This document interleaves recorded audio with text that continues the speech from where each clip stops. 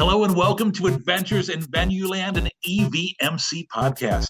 Join us for this all-access pass backstage and behind the scenes with some of the brightest minds that cross the scope of the live event industry. I'm Dave Rettelberger. And I'm Paul Hooper. We'll introduce you to incredible guests who journey with us as we dive deep into the world of venues, tours, festivals, and everything in between. Grab your laminate and meet us in Venueland.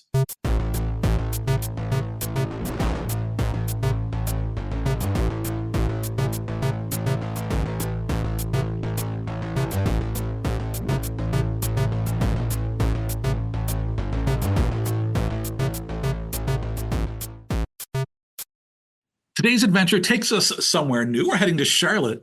We're talking with Bret McCormick. He's the facilities, fan experience, ticketing beat reporter at Sports Business Journal. That's a heck of a title there, Bret. Welcome. Yes, thanks for having me. I know you're usually the guy asking the questions, right?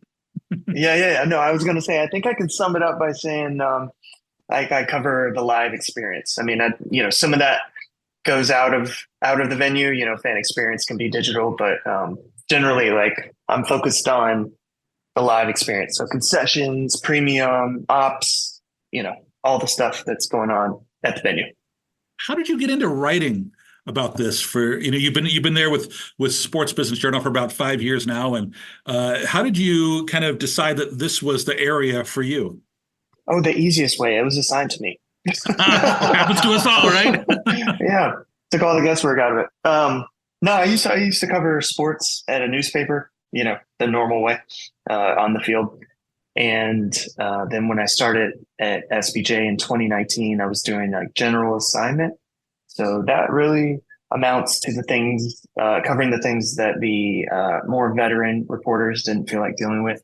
Then 2020, that meant writing about force majeure, which is a Latin term that makes the industry shudder. It makes me shudder because I have PTSD from that story as well. And then in January 21, I was switched to the facilities, fan experience, and ticketing beat. And fortunately for me, I've enjoyed it because by the sound of it, it's a very broad beat. We have people that cover the NFL or the NBA or more vertical type beats. Mine is really horizontal. I mean, I can go from youth sports to a lot of college, all the way up to pros. So it's a lot, but that is also great because it's varied. So at all times, I'm writing about all sorts of things. So that keeps it very interesting, which is fun. It does feel like too, as I'm sure you were seeing on your side and all of us see, is there was as much as 2020 and part of 21 were so dry on a lot of things. It seems like there continued certain investments and plans for the future, knowing that the industry would come back. And then now it seems to have come back with a vengeance. And we're seeing growth in some areas, which has been crazy. And, I feel like even more internationally too, there's been so many innovative buildings and stuff that it just feels like it's catching fire and people are really, taking to that live experience. Yeah, there's two areas where I'm seeing a lot of almost revolutionary is a very strong word, but really kind of ground shaking changes. And that would be kind of that European soccer stadium world. Sure. And college sports facilities. And really there is a big parallel there between venues that generally are very old. They carry a lot of historic and traditional weight in their communities, and have been in a lot of cases underinvested in or not invested in fan experience. So college sports had a decade there where they were putting waterfalls in the locker rooms as opposed to better Wi-Fi. And that has come to roost because people go to pro sports events and have a good experience, can upload things on Instagram, and you have college student sections where you can't get a signal. So the two of those, I'm seeing architecture firms and developers keenly interested in upgrading the two of them because there's a lot of runway. and the affinity for those fan bases seems to be greater than your average like North American pro sports team. Soccer fans are well known as another level, and college sports fans in the US are the most devoted fans. So those two areas are like pretty interesting to watch. I imagine it's quite a bit to keep tabs on. Do you end up traveling a lot, or are you mostly just based out of Charlotte? I travel a decent amount. I would say I travel about once a month for work, and that's almost always going to venues. I don't really go to too many events because a lot of times can be. I do go to some events for around like if I'm writing a story about a venue when it's opening. That can be helpful to see it. Like I will go back to the Intuit Dome later this year in California because I really want to see how that fan experience works because it's being set up very opposite of basically every other sports trend. But a lot of them, like 2 Tuesdays ago, I went to Churchill Downs, and that was 4 days before the Derby, which is a good time to go. I could get around. If I had gone during the Derby, there's a lot of areas that are not accessible. So a lot of times, an empty building is easier for me to see everything. Yeah, sure. You just don't get to see it with people in it. But there's not every case you need that. So it kind of depends. But that's generally I'm traveling probably 10 to 12 times a year to see, almost always to see venues, and in some cases to do stuff for our conferences. Paul and I consider ourselves venue nerds, right? Because we love going to new cities and seeing new venues and seeing, kind of what's new and how are you working this? And, what idea did you come up with? And what can we steal? Obviously, or even old venues. Sometimes it's what should we should avoid.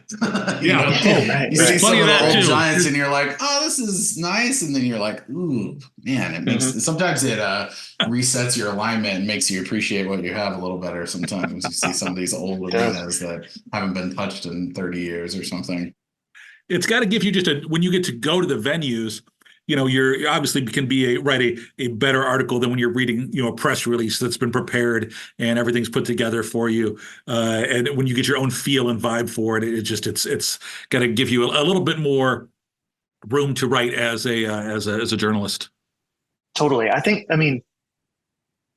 in some cases I may need to travel more than anybody here because, almost every story you're trying to write about people.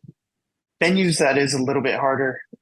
People will be central to it, but I try to almost write about the venue as a person to kind of stick with that same idea. But, you can interview people over Zoom like we're doing right now. It's harder to do that with buildings based off of Google Images or, Google Earth Pro, which I use a lot. It's really different to be there in person. Most people don't take pictures of the concourses and put them on anywhere. Right. So that is really limited. There's some virtual tour stuff you can do, but not really. So going to the place is important to me. It also, can help me understand the city better, which is generally pretty critical to these stories, especially very much so. As these buildings are becoming much, much, much more connected to their urban environments. Generally not having to go to a city and then take an Uber 30 minutes out of town to go to the stadium. Except for Gillette Stadium, I had to do that, and it was an hour. But that's increasingly rare. So going to the city and getting the vibe and seeing what's around it is pretty important too, to how I'm trying to write about these things.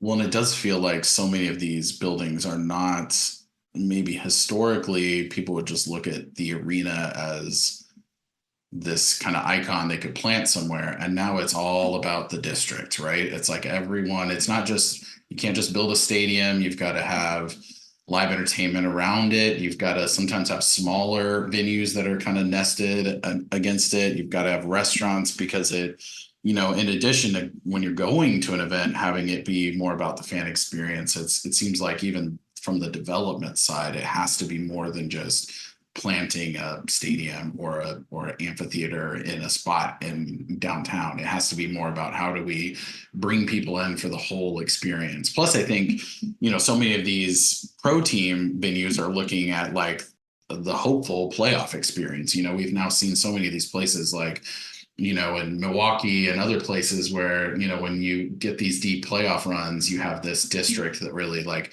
brings people, even if they don't have a ticket or the tickets get really pricey, you're almost extending the walls of that venue to be, multiple blocks around. But it's, it does feel like you really have to see beyond just the walls of like your traditional arena to get the whole picture. Yeah, I mean, I barely see a project announcement now that doesn't involve ancillary development. And honestly, it's kind of odd to me that this didn't like really take off before, because it just seems weird you would spend so much money on a venue and then not use it that much. And I appreciate that these venues are being used more. I think even coming out of the pandemic showed another side to these large assembly venues, where you could use them for voting or vaccinations or things like that. We even saw that like after Katrina with the Superdome. But there was a prominent person in venue world that said to me, like if we were an airline, we would be bankrupt because we have like 40% occupancy, Right. in terms of like the days that it's used. And that person was talking about arenas, which are the most used. So yeah, I think it's great. It's good for cities, like, can create better places where people want to live and be. I think like one aspect of these developments that I really enjoy a lot is like the landscape and master planning of them, landscape design. You can't just put stuff around a sports venue and expect people to want to go there. And so I think that leads to places that are more interesting and beautiful to live in. So to me, it's a great trend, and it's creating a lot of interesting stuff to write about. An entire industry that's following me on LinkedIn now, the real estate world that probably didn't really pay a lot of attention to sports previously. It's interesting to see these two flirting with each other in different ways. I'm writing a story right now for our magazine for next Monday that is a new evolution of this flirtation that is embargoed, so I can't talk about it. But again, getting back to that college space and how you can create real estate around college facilities that is taking advantage of the most avid sports fans in the U.S., college sports fans. Something we know a little bit about here in Columbus. Yes. Yes. Read the story. Columbus, Ohioans should read that. Read that story. Hey, speaking of stories, you mentioned Intuit, and I loved your. I don't know if you wrote the headline or not, but this, why one of the NBA's most engaged owners is building a mix of a high school gym and Thunderdome. Talk to me about what some of the stuff you saw there that you're excited about, because you mentioned earlier you're seeing some stuff that's different than the rest of the industry is doing it. Yeah, this project is wholly interesting to me because one of the big trends in sports venue design right now is this emphasis on social gathering spaces, like socializing areas. So kind of open floor plans and, areas where people can mingle and hang out. And the game that's happening is essentially like a backdrop to a social experience. I think like one of the probably most marked examples of this is the outfield at Rogers Center, the Blue Jays big renovation they did. And it's got like 10 different, they call them, I think, neighborhoods or districts or something, but it's like 10 different bars basically in the outfield that kind of like whatever your vibe is, they can meet that. And the tickets are a bit cheaper in some cases and they're more expensive than others, but like it's a lot of like bar stools and railings, and you kind of just hang out and the game's behind you. So Balmer and Intuit Dome are like going 180 degrees from that, with really driving the whole thing towards you being in your seat or at your seat, standing up, making noise and that's influenced everything about that building, from the way they're setting up concessions, which is going to have, I think, the same 10, 12 items at every stand. So you don't have to like go on this safari on the concourse, to try to find the one place that sells this one thing that you like. Right. And so while they're kind of like taking away some of the choice, in a way, it's like, it's sort of good. Like it's just making it easier, and you just run up there. I don't remember right offhand, but there was some figure about you should be able to get up to the bathroom and get something to eat and be back in your seat in a certain amount of time. He had to like design this whole experience around how it was to watch a game in his living room. And so the chair is comfortable. He has a lot of leg room. He can get food very quickly. He can get to the bathroom very quickly. Sight lines are amazing. And so everything stemmed from that. And then where they have gone like antisocial is like all the premium areas really are designed to have you in your seat. So there's no premium areas where you can see into the bowl unless you're obviously in your seat. And that is very different from pretty much every other arena that's being developed or renovated right now. And, there's a lot of stuff with the scoreboard is insanely huge and very big. It is connected to the seats. Every seat has power, which, you all as arena people or venue people would know that is going to cause problems on a nightly basis.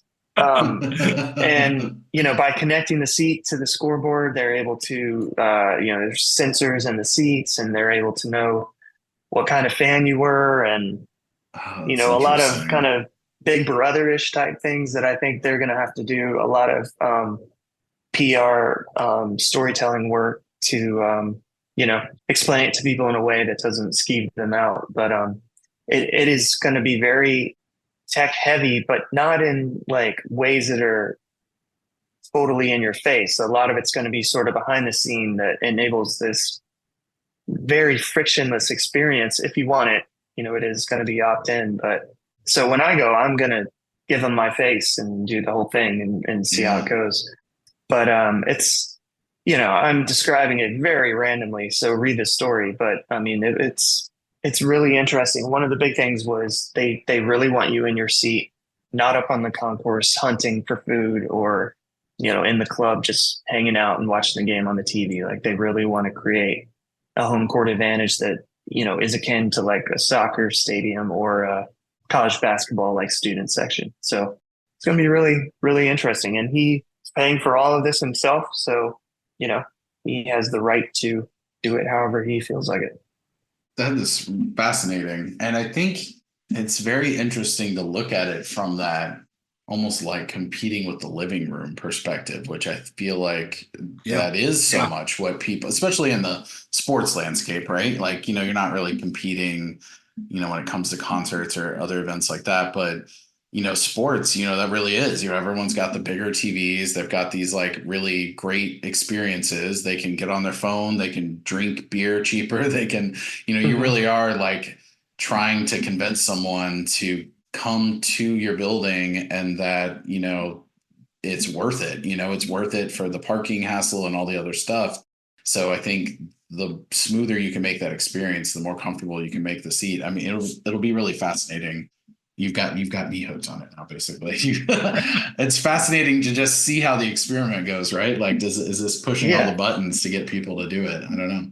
Yeah, definitely. I also think like it's an interesting idea of like, what is the live experience like when the venue is packed and, like everybody's excited? And that is very different. And that in itself can attract people to events. That is not something you can get at your house. You can't feel it the same way. So if they're able to create that, that's hard to do in the NBA with 40 something home games, like midweek games and things like that. But they're able to do that, that I think that's something that is like probably overlooked in some places. Is like, let's do all these things that make this an amazing place to hang out. But like, really, I can hang out tons of places. Why Right. would I do it where the beers are $15? Right. You You know, could go to another nice bar. Right. Yeah. I just go to a bar where the beers are like $6. Yeah. Yeah. Yeah. That's interesting. Yeah, Fascinating. very interesting. When you talk about venues, of course, the biggest story of 2023 was the Sphere, and I wonder what you thought about the way that they kind of tried to revolutionize the experience for and is it something that you think can be replicated, or is it something that is neat for this very specific audience? Yeah, the replication part I think is going to be the challenge. They tried to get one moving in London, and it got like voted down basically. Yeah, how replicable it is questionable, but I mean, it seems amazing. I haven't been to it yet, but it'll be pretty cool. I think now I will watch the NHL draft, which is going to be held there. I've never watched the NHL draft before, so that'll be interesting to see what that's like. I think that might be the first sports event that they have had there, and so how they would use it for sports, I think would be pretty interesting. I know there's been like some talk about some of the combat stuff could be held there. I don't know that Sure. they could have too much else, but it's yeah, it's a very cool idea. I mean, there is a more replicable version of that, which I think is COSM. I don't know if you've heard of COSM, COSM. Mhm. No. They've built two of them. One is about to open or has opened in LA next to SoFi Stadium, and another one they're building in, I think, somewhere near Dallas. And it is the company that owns basically like the planetarium technology or the IMAX technology, Sure. one or both of those. Yeah. Um, and they have created this thing for sports. They've got like simulcast broadcast rights with the NBA, UFC, and a few others. They're going to add a bunch more, I'm sure. And it's like an IMAX type screen.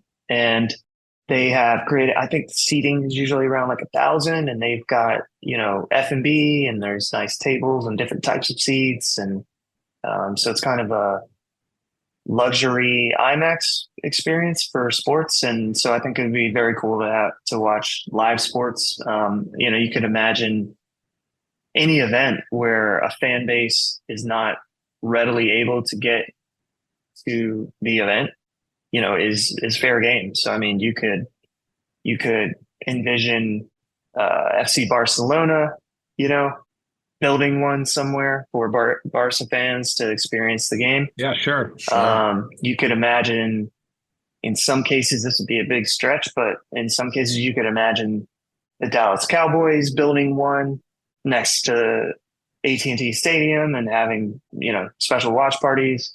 You could imagine these being very popular during the World Cup, Olympics, et cetera. Sure. And then obviously like big pay-per-view type events, Super Bowl, UFC, boxing matches, whatever. And so they've got two, and they're working on some other ones, I think. I feel better about their business because of the IMAX and planetarium technology that is basically they are, the field trips you send your little kids on are supporting, where they go see the big IMAX movie about space or whatever is supporting Yeah, sure. Cosm's money they're paying the NBA for media rights, or something like that. Sure. Yeah. But yeah, two of those should be open pretty soon. So that is a replicable version of something like the Sphere. Doesn't have the I can facade. see that. I can see that. And the reduced capacity, right? And every event's a little different with the sporting event. So Yeah, and elevated food and beverage too. Yeah, so yeah, it sounds like a home run. And it sounds like a future episode of Adventures in Venueland. There you go. Note to self. Hey, we talked a little bit about facilities. Let's talk about fan experience and ticketing, because I know you write a lot about that too. And I wondered, what kind of trends you're seeing, and what are venues getting right, what are we getting wrong, and what's coming next. So yeah, with fan experience, I mean, obviously, kind of the speed of moving around the venue is like, I think, of utmost importance right now, because it's kind of happened like incrementally so you had like Evolve and Extract One and some of these like frictionless security screening technologies that really kind of knocked out one of the first major annoyances at a venue, which is like waiting, ingress, waiting to get in. Right. And you can really scan your tickets pretty quick now. The pedestals or any of that stuff is much quicker with digital ticketing. And then even, the biometric step, I think is starting to, I don't foresee every fan entering with their face. I think there's going to be a lot of reticence to do that, but for sure. Yeah. But even if you can, I don't know, like redirect 15 to 20% of people through those, like that's helping out the lines. And so once you start to get through that quicker, then everything else feels a lot slower. So I think that like ups the need to, make F&B go faster. And so we're seeing that happening. And I think that is really in a strong stage of transition right now, whether it's, what I like about it is it's not all one thing. It's kind of a mix of like self-checkout, kiosks, checkout free stores, and some combination of this stuff is making everything quicker, and then even some of the ways menus are set up, menu construction is I think we kind of we might have had a stretch there where it was like, let's have something for everyone. And, you end up with a lot of stuff. And I think there's been a bit of a pullback, probably because of the pandemic started that, I bet. And I think it's continued like, let's stick with the stuff that people really eat at these places. And then maybe we can try a few weird things or cool local stuff, but like, let's really make sure we nail the basics and we don't have to like go so crazy beyond that. So, all of that I think is making it quicker and easier to get in, to get stuff, to get to your seat. In terms of ticketing, I don't know, not sure how many trends there are. I mean, I would say like one of the biggest things has been, near total evaporation of the designations of like primary, secondary, all that. I mean, I think those are well and truly gone. People just buy tickets. They really don't know or care where they came from in most cases. I think digital, again, kind of just finished off those qualifiers, we're a secondary marketplace or we're, we do both. So that's interesting in part because I think that has contributed to teams especially being more willing to work with brokers and kind of doing anything to get their tickets sold. The Right. tickets that you see at Costco, there's a lot more open ticket distribution, which is, Costco selling tickets or using Ticketmaster partnering with TikTok, to embed ticket buying links, within posts and stuff like that. So I think, there's been less, or there's been a watering down of like, oh, it has to be sold through this channel, and I think people are understanding that if they kind of open it up to some degree, the money will funnel back to where they want it to go, or some of it will, not entirely, but some of it. But yeah, ticketing is probably the most complicated thing I cover. I think because it's so like niche and kind of inward facing, and I don't know, people don't really understand it. I don't know. I don't always understand it. Yes. Well, and I think there's this understanding from people that work in the industry, and then there's the public, and they see it totally differently. And how many of our friends and family, at least personally, I'll be at Christmas and someone will be like, oh, I went and saw this show and it was only $500 to go see this big legacy. And I was like, $500? You paid $500? And they were like, yeah. I was like, where did you get your ticket? Or like even people that you feel like were educated on the process, so I think that has always been a bit of a disconnect in that, I think us at venues or people that work in ticketing are always trying to educate the public on, conveniences or, how to go about doing things. And then often you just have the public and they're showing up and they're not remembering to load it on their phone. And, how do you get the general masses that are not necessarily following your social media to still have a great experience? And that's tough, I think, at times. Yeah.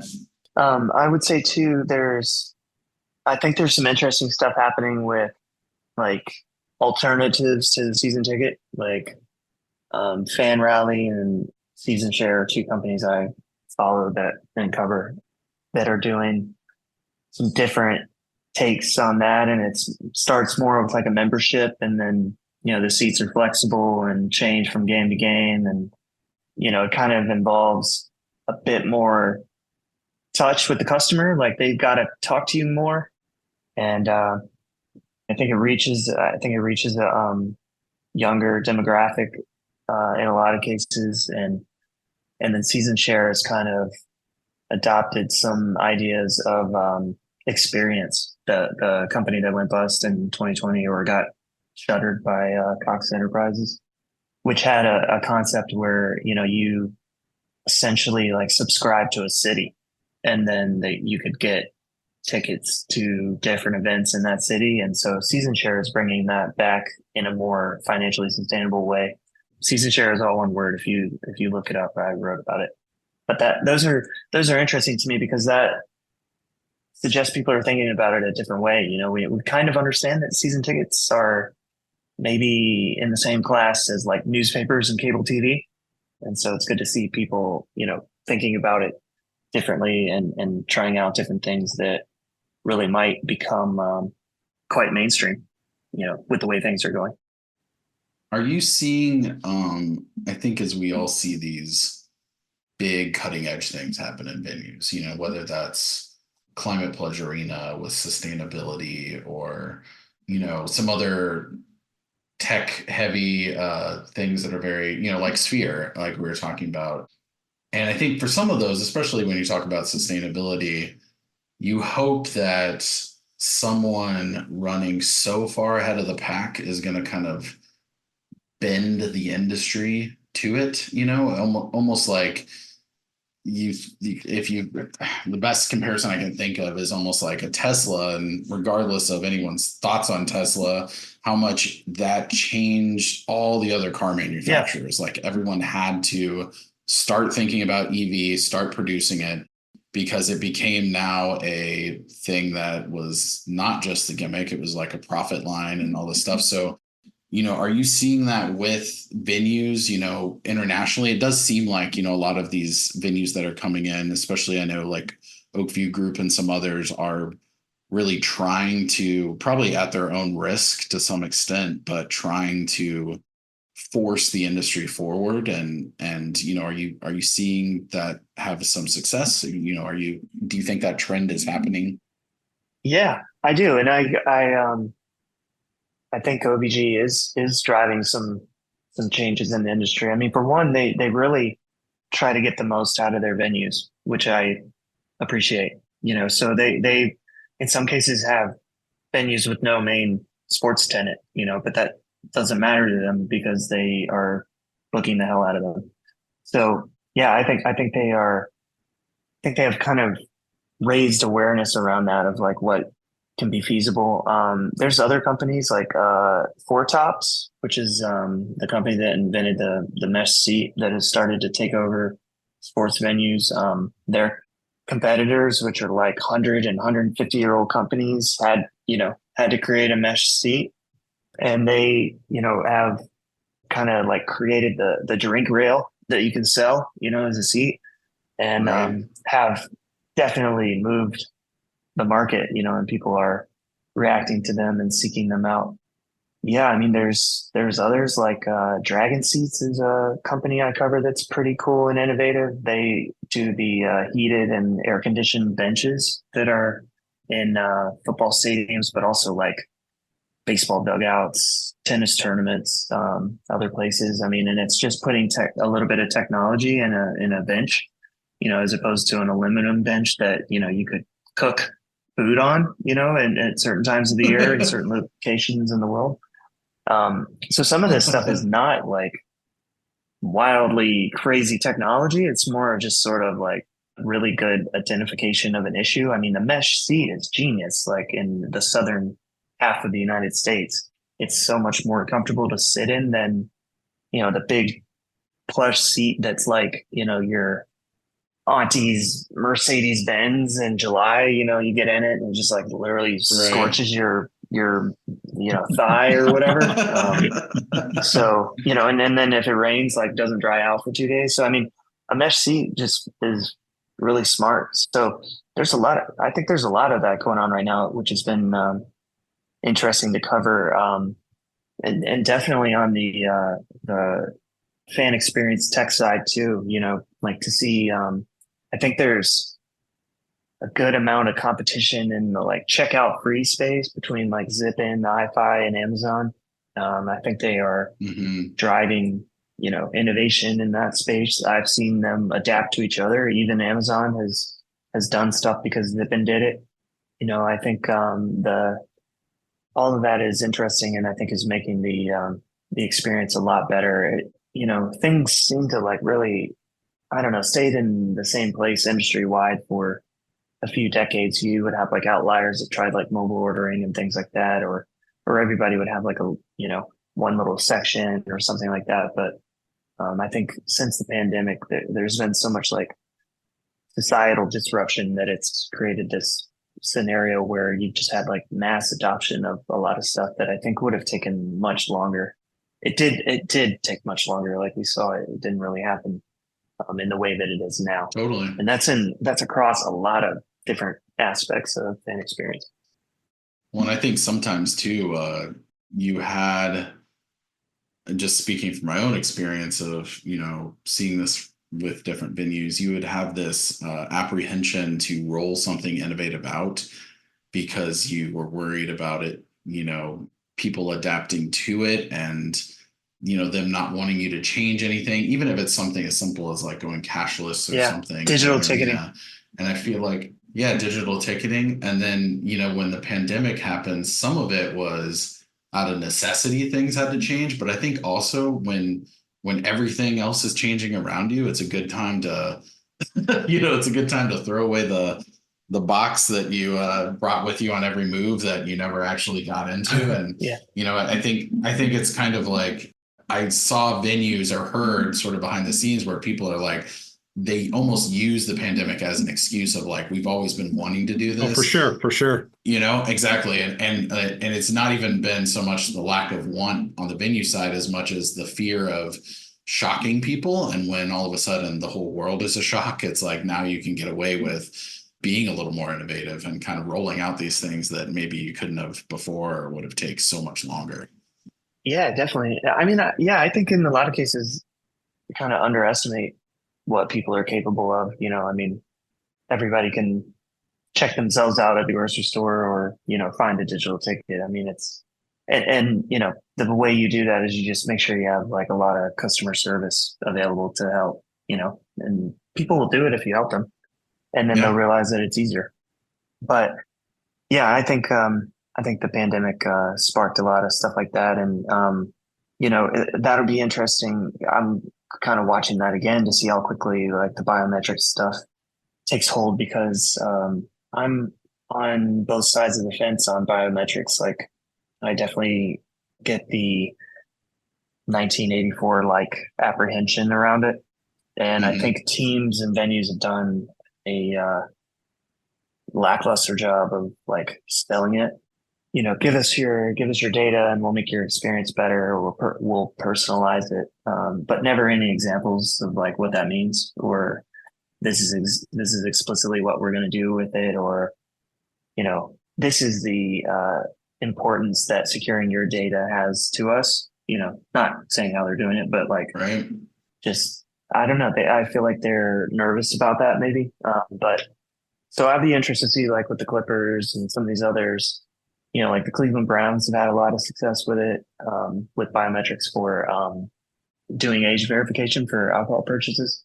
And, once people use it, they like it, but, there is reasonable skepticism around it. So kind of curious to see like how that progresses without the benefit of something like the pandemic to, have this like crazy, earthquake that drives sudden adoption.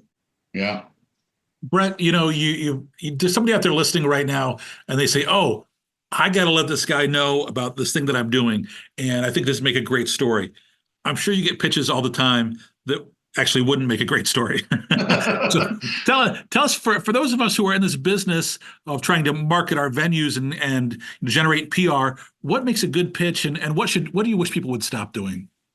Yeah, good question. So a good pitch is gonna involve like some specifics, I think, like especially how it impacted like revenue or return on investment or something like that, or how many people used something. It's gonna have specifics. And really, I mean, I'm open to all pitches though. I mean, I do get plenty of terrible ones. I mean, I get a lot that are like, hey Brian, so spell my name right. That's an awesome start, great place to launch off from.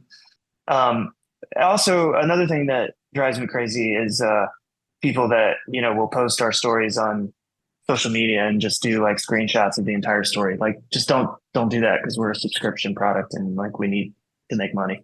Right. But yeah, no, I'm interested in anything that people are doing. I mean, I'm going to give everything a look, and we have at SBJ like any number of outlets to put stuff, so like the no story is like too small, or no innovation or a thing you're trying out or whatever. I mean, like you might have seen, I wrote about Nationwide Arena doing the CO2 ice making plant.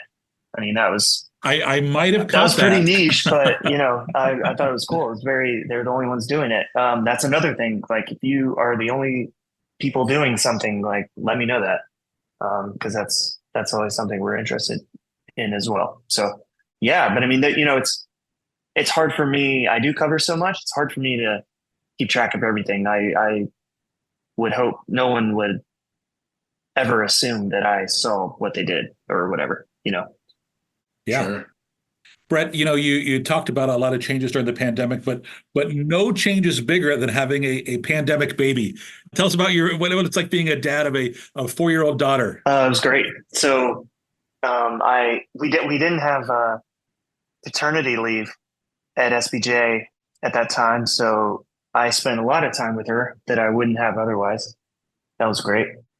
It was kind of hard in one regard. My wife's from New York, so her family like very rarely was able to come down. It was just two of us when she had the baby. I was able to be in there because my daughter was born March 15th, 2020. So it was like 2 days after the NCAA tournament got canceled, like the week of the Rudy Gobert thing. So, but I mean, I would say it was generally good. It was stressful, but probably more so by everything going on. Also, like the political environment was deeply intense. So Sure. yeah, it was a very interesting experience. We only still have one, and we might have another kid eventually. But yeah, the first one. It took me 5 years to have the courage to have the second kid. I was like, I don't know if I can do another one. But once I get to 5, then I'm like, you're old enough to run the diapers outside of the trash can. All right, I can try one more time. Yeah. We're getting there. Yeah, and I'm 5 years apart from my older and younger sister. So yeah, that's when we'll probably start thinking about it. But no, it's been great, and she's really delightful. So it's been good. Thank you for asking. And tell us a little bit about your wife, Brooke. Where'd you guys meet? Yeah, we met in Wilmington, North Carolina. She went to college there, and I lived down there. And yeah, she's great. We moved in together very quickly, to the surprise of both of our sets of parents. But yeah, she has stayed in North Carolina with me, which is great. I know that's been difficult for her, and she's a great person. She's in finance now, but she was a vet tech, and so really like bleeding heart for animals. And yeah, she's great. She's really awesome. Before we let you go here today, I want to hit you with our Fast Five. It's just 5 questions, just looking for your short, instant response. First up, do you remember your very first concert? Garth Brooks. Good. That's a good one. How about, do you have a favorite live event that you've ever attended? Concert or sporting? Is there one that just kind of sits at the top? Yeah, any show I've been to at Fox Theater in Atlanta. Wow. Very nice. Good on that. Well, speaking of buildings, what building is on your bucket list? Good question. Oh man. Someplace you haven't been yet that you like, oh, I really would love to go visit that place. Signal Iduna Park, Borussia Dortmund's stadium in Germany. It's a good one. I'm a big soccer fan. As a writer, you get a chance to interview anybody, past or present. Who would you interview? Oh, one of my heroes, Cormac McCarthy. Very nice. I just would want to interview him just to see if he writes some really sadistic books. So I just would be interested to talk to him. It would be interesting for sure. Last question for you. There's a TV show, The Bret Show, where cameras follow you all around all the time. What's the theme song? The song that plays over the opening credits to The Bret McCormick Show? In honor of my parents, Rocky Mountain High, John Denver. Nice. Hey, if somebody wants to check out your work or follow you, I know you're on LinkedIn, but give any plugs here that you want to throw out there. Yeah, sure. LinkedIn is it. Yeah, that's mainly it. And then sportsbusinessjournal.com. But yeah, I am using LinkedIn a lot more than I would have ever imagined. So all my work is on there. Yeah, a lot of the articles that you referenced earlier today are there on your LinkedIn page, and definitely some great chance to do some in-depth reading on some of the stuff we just brushed over today. So, hey, I really appreciate the time today, and thanks for letting us learn a little bit about what you go on. It was really interesting to hear things from a different side of the business. Yeah, no, thanks for having me. I appreciate you reaching out. I'm still thinking about my theme song. I don't know if it's going to be John Denver. If you think of a different one, let us know. I don't know what I'm trying to project with John Denver. Hey, on that note, let's wrap things up. Thanks to everybody for listening to this episode of Adventures in Venueland. Remember, you can subscribe and find more episodes wherever you listen to your favorite podcasts. We do love your 5-star reviews. It helps others find us. Until the next adventure, I'm Dave Rettelberger. And I'm Paul Hooper. Thanks for listening, everyone.